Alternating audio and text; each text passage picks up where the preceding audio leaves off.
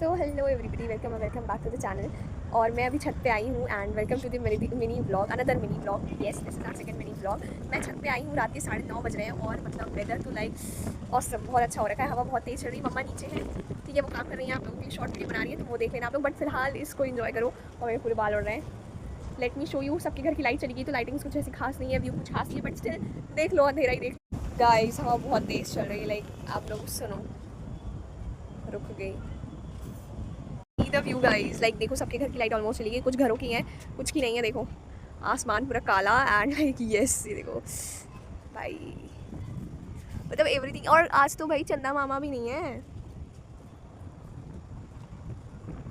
देखो भाई, दिख रहा है? कहाँ दिखाऊँ मैं? लाइटिंग्स तो कहीं नहीं है, कुछ नहीं है। सो मिलते हैं नेक्स्ट ब्लॉग में। तब तक के लिए खुश रहो, स्वस्थ रहो एंड बाय।